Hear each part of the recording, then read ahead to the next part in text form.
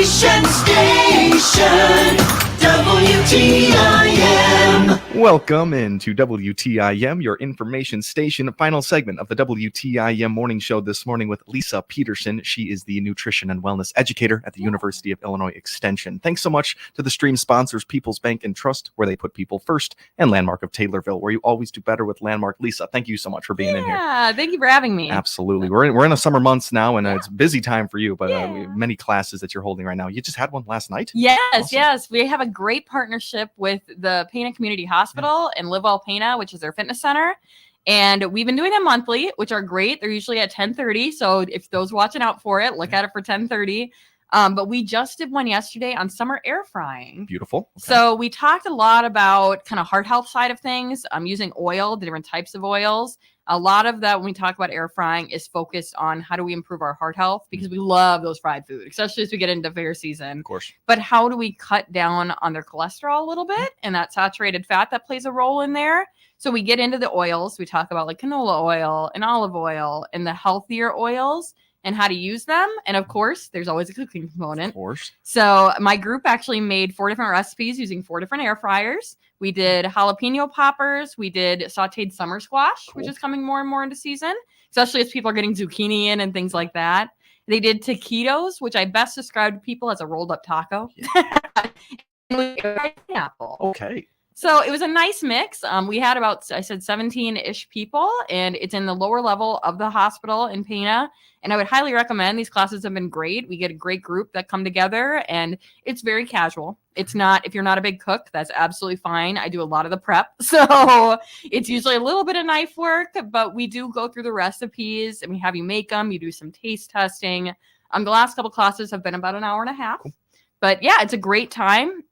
Especially when you start talking about air frying, things that people they're afraid of or intimidated by. And I explained to my class yesterday, I'm like, I've worked with about 6 or 7 of these. The fact that I haven't been severely burned tells you something that they're completely safe. Absolutely. I'm really glad to hear you had a good turnout for this. And you just mentioned it. It's so relevant. These air fryers have become really popular in the last couple of years. And it was my understanding that you can't mess anything up. You throw something in the air fryer and you put it in. But you can really get creative with healthy recipes with that. So you're saying it's possible. We can enjoy our food while keeping the cholesterol low there. You said it was an oil component there. That's probably an important part. Yep. And it uses about 70 to 85% less fat doing it this way rather than doing deep fat frying. Okay. It also keeps your house cool, prevents that smell. Foods that usually don't work well in the air fryer are things like fresh cheese because it's going to melt. Yeah. So if you really love like cheese curds, for example, buy them frozen and put them in frozen. I see. Okay. And that way they hold up a little bit better. Anything that has a liquid batter, make sure you do have breading on there. Because if it's liquid, it goes flying in your air fryer. And in this class, we even break down the types of smoke you might see coming out of your air fryer.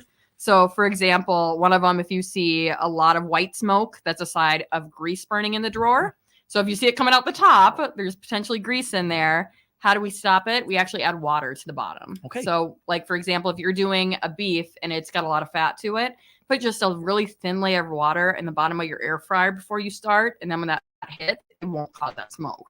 So little hacks like that we went through in this class. If you see black smoke, which has happened to us multiple times, especially me in the office, but if you see it, there's something stuck in that heating element. Okay. Yeah. So it's little things like that. I'm like, okay, that's when you turn it off, wait for it to cool, and then stick your head in there and see what's stuck. I mean, you're getting tips, but also you're learning about the machine you have. Yes. I mean, and that's pretty common throughout all of your canning and all different types of workshops there. That's really awesome. So you guys got to make a few good recipes at this with the pineapple and name a couple of the other ones. Yeah, so we did, that air fried pineapple, and it's very simple. Any type of fruit you put in an air fryer, it's going to caramelize because of the natural sugars in there.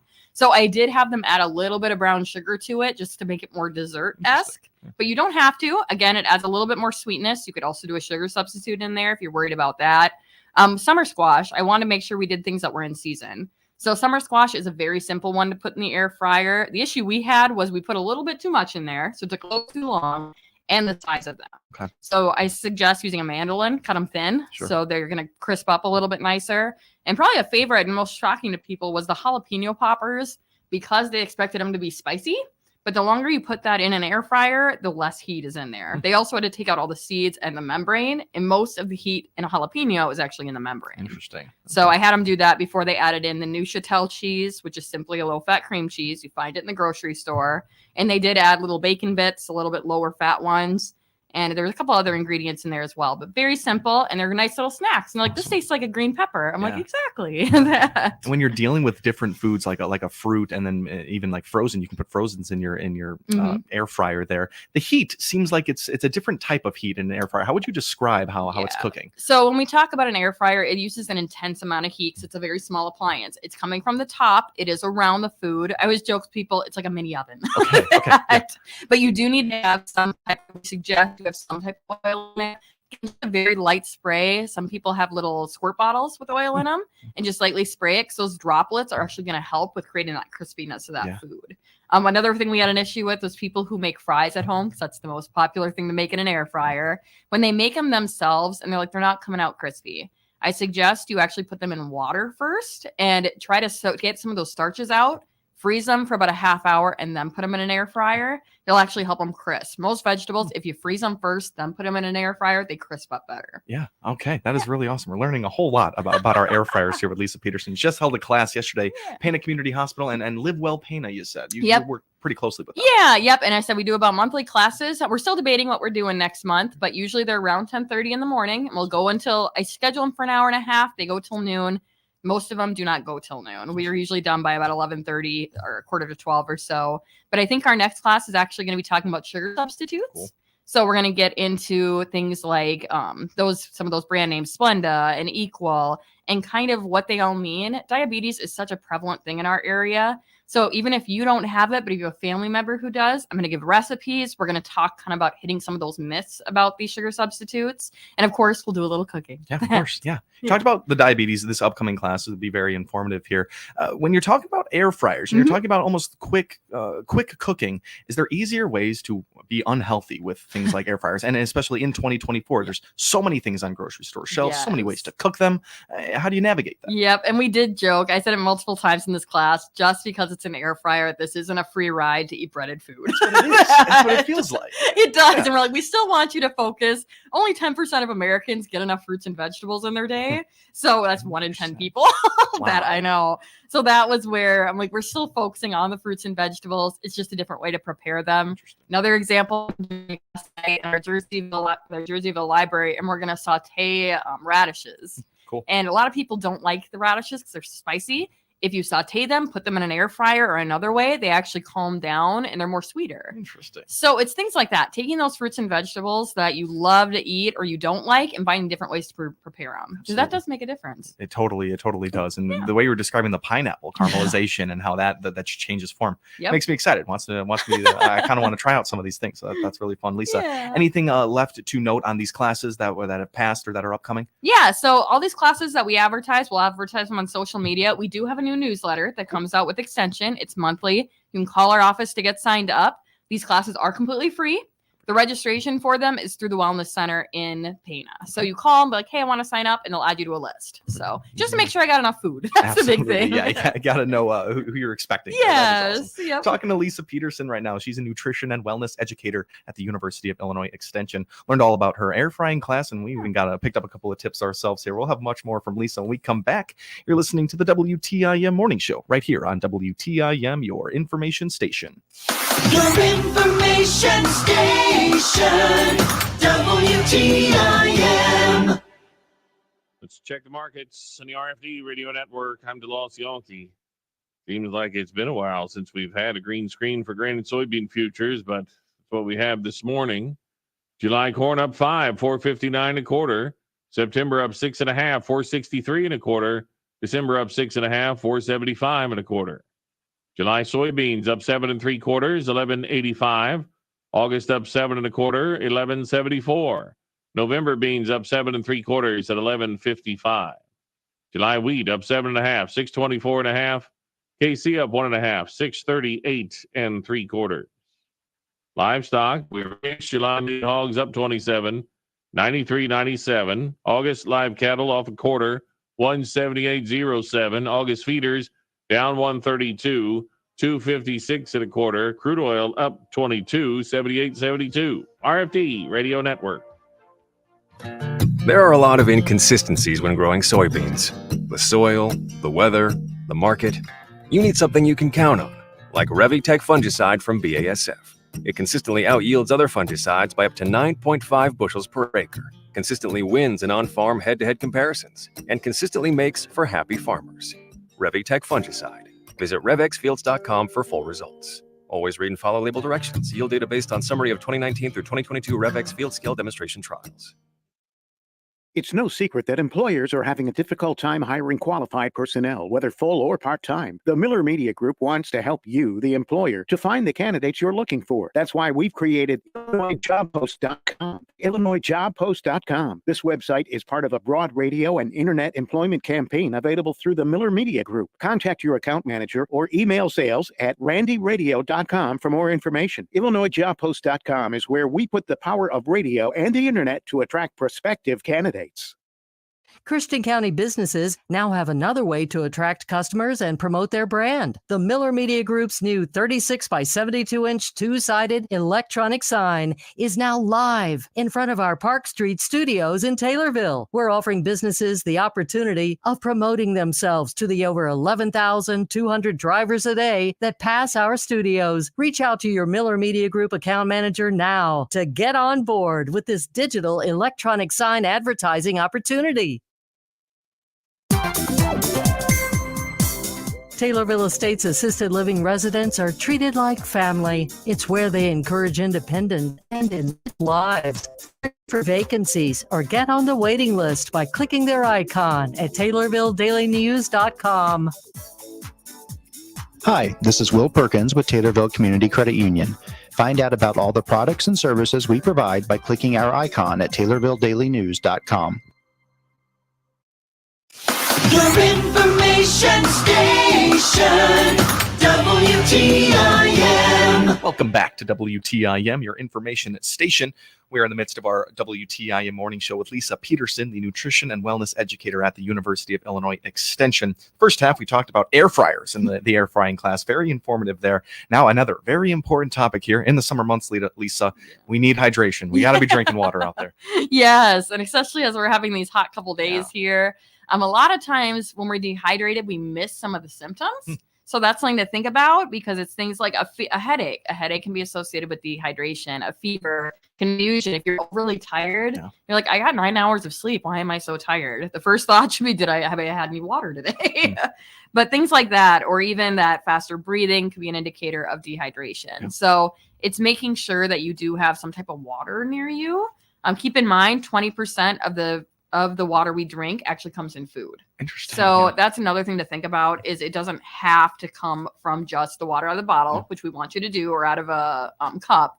But yeah, when you think about food has a very high water content. So things, especially in season, watermelon, cantaloupe, cucumbers, all very high concentrations of water in there. Absolutely. So that's one way we can get it in. Trying to sneak in a little bit more of our water is through fruits and vegetables. Yeah. Make it a habit, right? You got to get that water bottle with you, and as soon as you do it, you're gonna be looking forward for your water at a certain point. And it always amazes me that 20% can just come from your daily diet. So that is awesome. What else do we need to know about hydration? So this one's always a good one, kind of a hot topic we talk about with water is, do I need 8 glasses a day?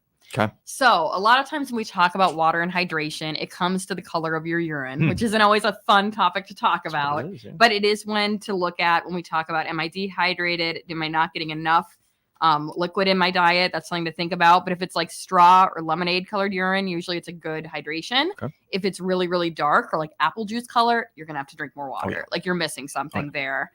Keep in mind again that eight glasses a day is actually a myth because every person is different. Sure. Every person has different activity levels, things like that. The Institute of Medicine actually recommends men over the age of 18 should have 13 cups a day of all fluids. Okay. So that's not just focusing on water. And women are about 9 cups a day. Wow. Again, that includes coffee, that includes juice.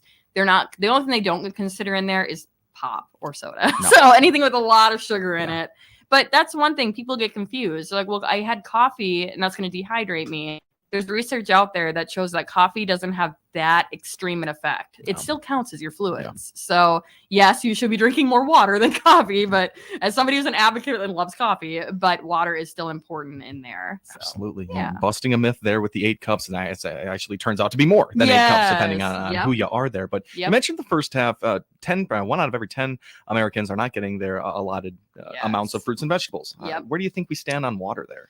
Probably pretty low. We have a lot of people who are dehydrated. I mean, that's a generalization, so it's hard to give you an exact number, but that's something where that could be easily associated with it is we're not getting enough water in, but we're also not eating enough fruits and vegetables. And I mean, yes, water is part of fruits and vegetables, but they also have those vitamins and minerals that are going to keep us healthier throughout the year. I always push people who are trying to do some weight maintenance.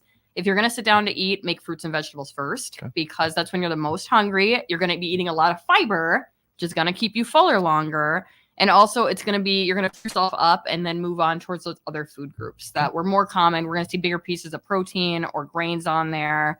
So yeah, first focus, half your plate is fruits and vegetables. And this is the perfect time of year for that with the farmers markets. And I think a couple of years ago, I got patty pan squash, which I had never gotten before. And I got it at the Taylorville Farmers Market. So it's finding fun things like that and asking our vendors about them. So how do you prepare it? They're going to tell you. So that's a great way to build kind of camaraderie within our local food system as well. But one of the great things about our farmers market out there, you can buy some really cool products there. You can get all the information you need on them. They're happy to do that. That's awesome. Lisa, I am on hydration, water, TikTok. Okay. I hear all of the different arguments and concerns. I hear, and I need you to do some myth busting for me. Salt and the content of salt in water and how it'll better attach and hydrate your body. Do you have any information on that? So sodium and potassium are considered electrolytes. It's going to help with your hydration. It's just watching too much. That generally when we talk about sodium, we say no more than 2,000 milligrams per day. Again, that's a very general. Your doctor may say something more specific. American Heart Association actually goes even further and says no more than 1,500 milligrams a day. But again, if you're a very, very active person, you're out running, you're physically active, you may be getting those drinks that have the drop-ins in it that maybe have a little bit of sodium in it, but very small amounts, and potassium, which are going to help with hydration. It's going to keep you fuller longer. It's going to help give you that energy. Even when I go into schools and we talk about different drinks, that's the first one thing I ask the kids. Do you ever come to school really tired after eating breakfast? Have you had any water? So thinking about that first off is a great way to approach your day too. It's a huge one right there. I feel like people it's a huge fact that hydration can just excel your day. It can bring up your emotions. It can bring up your energy. And it really helps your organs work better right there. I mean, would that be one of the main focuses you're trying to push along to people that can really help you? Yep. And that's, again, when you're trying to gauge how much water should I drink, check the color of your urine. That's one way to check it. Also, having a water bottle close to you, we always say if it's within eyesight, you're more likely to grab it. If you're sitting at a desk all day, do like half a glass of water. It forces you to get up and refill it. Interesting. So that's another way to keep yourself active when we talk about worksite wellness. But it's little things like that. Having that water bottle near you is going to help. It's going to help you reach for it. If you're not a plain water fan, those drop-ins are great. Just watch the added sugar. You can add lemon to your water. We have the kids make cucumber water when I do things. Smoothies are also great for hydration. Awesome.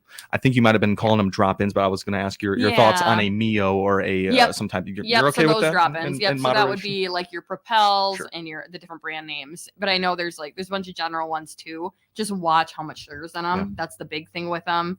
But yeah, generally those are okay because you're not doing a high amount of them. But I know a lot of people who don't like plain water. So it's adding fruit would be the ideal because you're adding all natural sugar. But yeah, I've had a lot of friends who do like lemon water, water. It's going to be 91 degrees today, maybe even a little bit higher. So this is a good conversation to have. Lisa, any final thoughts on hydration for our listeners out there? Yeah, so just be aware of it. I mean, as you're out today and the rest of the week, thinking about how if you're starting to get a headache, if you start to get dizzy, if you start feeling tired, drink some water. Absolutely. That's the first thing you should do. Making sure you're paying attention to what your body says. Absolutely. Lisa, thank you so much for taking the time today. Thank you. Lisa Peterson, nutrition and wellness educator at the University of Illinois Extension. Always learn so much from Lisa, and we thank her for coming in today. This has been the WTIM Morning Show right here on WTIM, your information station. Thanks so much to the stream sponsors, People's Bank and Trust, where they put people first, and Landmark of Taylorville, where you always do better with Landmark. You're listening to WTIM, your information station. The Big 870 WTIM Assumption Taylorville, 96.1 W241 CF Taylorville, 107.5 W298 CD Shelbyville, 107.9 W300 EH Payne and Nokomis. From townhall.com, I'm Jeremy.